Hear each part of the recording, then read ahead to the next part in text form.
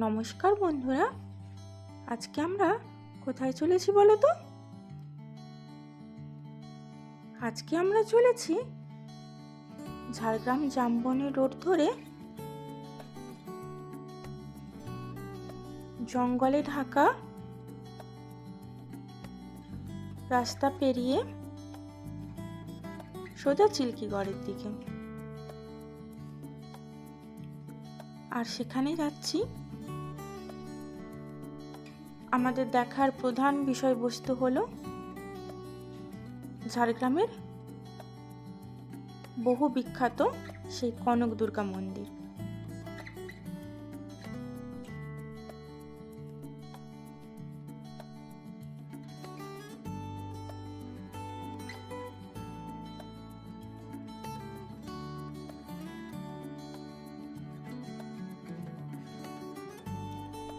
এখানে আসলে একটা কথা বলতে পারি, দুপাশের সবুজ গাছগাছালি আর জঙ্গলে ঢাকা রাস্তা মন মাতাতে বাধ্য করবেই।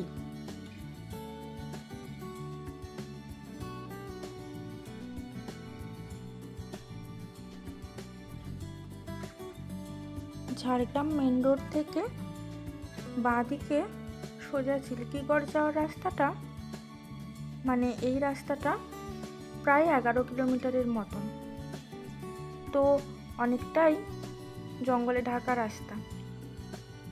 তোমরা অবশ্যই কমেন্ট করে জানিও কে কে এরকম জঙ্গলে ঢাকা রাস্তাতে রাইড করেছো, আর রাইড করতে তোমাদের কেমন লেগেছে।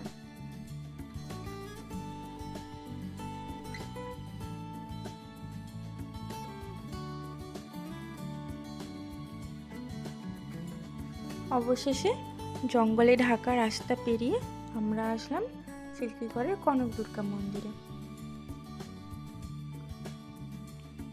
মন্দিরের মেন গেট থেকে বাঁ দিকে সোজা প্রায় 300 মিটার রাস্তা পায়ে হেঁটে পেরোলেই আমরা পৌঁছে যাব সেই কনক দুর্গা মন্দিরে।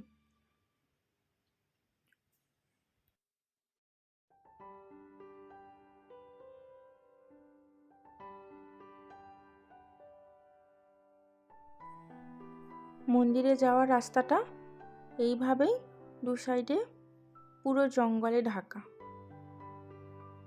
যেখানেই তাকানো যায় না কেন শুধু সবুজ আর সবুজ।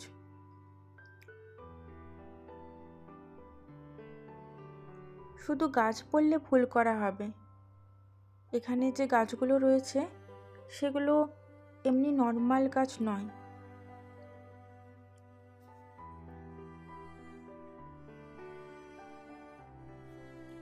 এক একটা ঔষধি গাছ।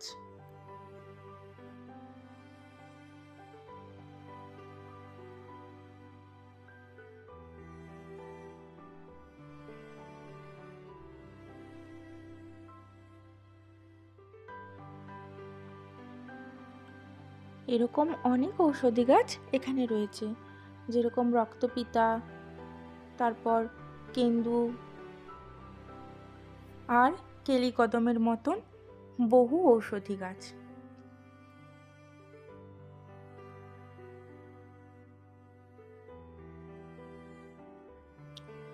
এক একটা গাছ প্রায় 400-500 বছরেরও বেশি পুরনো। দেখুন এই গাছগুলো কীরকম তার শিকড়গুলো বেঁকিয়ে উপরে উঠেছে।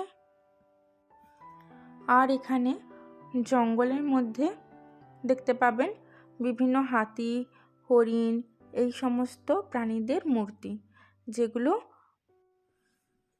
পরিবেশের জীববৈচিত্র্য সম্পর্কে ধারণা দেয়। আর মন্দির চত্বরের সামনেই রয়েছে একটা চিলড্রেন পার্ক, যেখানে বাচ্চারা খেলা করতে পারে। আমরা চলে এসেছি সেই মন্দির প্রাঙ্গণে। এই কনক দুর্গা মন্দিরটি 350 বছরেরও বেশি পুরনো। রাজা গোপীনাথ সামন্ত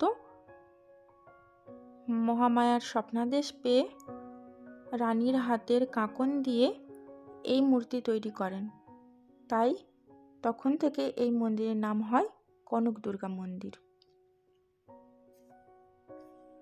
এখন যে মায়ের মূর্তিটি আছে সেটি অষ্টধাতুর তৈরি মূর্তি। মন্দির প্রতিষ্ঠার পর থেকে মূর্তিটি প্রায় দুবার চুরি যায়।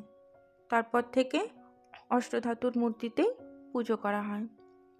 এখানে প্রাচীনকালে শোনা যায় নরবলিও হতো, কিন্তু এক যুবক স্বেচ্ছায় হাঁড়ি কাঠে মাথা দেওয়ার পর থেকে এই সমস্ত বলি প্রথা বন্ধ হয়ে যায়। মন্দিরের পাশেই রয়েছে পুরনো কনক দুর্গার মন্দির, যেটি একবার বাজ পড়ে সম্পূর্ণ দুটি সমান ভাগে বিভক্ত হয়ে যায়। তারপর এই নতুন কনক দুর্গা মন্দিরটি স্থাপিত হয়।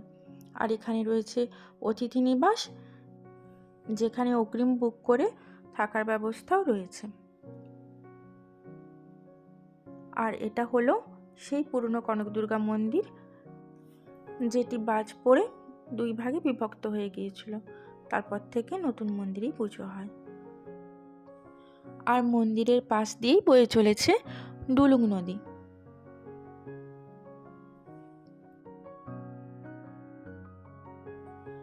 আমরা সিঁড়ি দিয়ে নেমে ডুলুং নদী দেখার জন্য এগিয়ে গেলাম। এখানেও বেশ কিছুটা জঙ্গলে ঢাকা রাস্তা পেরিয়েই সেই ডুলুং নদীটা। ডুলুং নদীটার সৌন্দর্য সবথেকে বেশি উপভোগ করা যায় শরৎকালে। নদীর দুপাশে কাশফুল ফুটে ওঠে, সেই সময় নদীর সৌন্দর্য অতুলনীয় হয়ে যায়।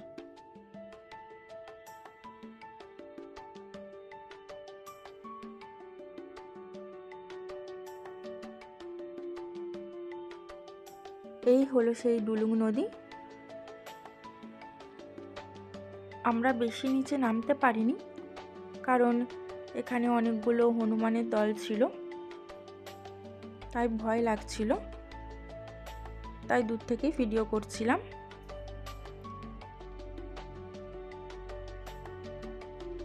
কিন্তু ওরা বেশ ভারী মজার।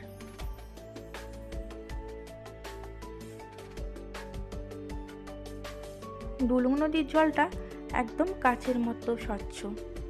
তো বন্ধুরা, আমাদের ভিডিওটা কেমন লাগলো লাইক, কমেন্ট, শেয়ার, সাবস্ক্রাইব করে জানিও। ধন্যবাদ।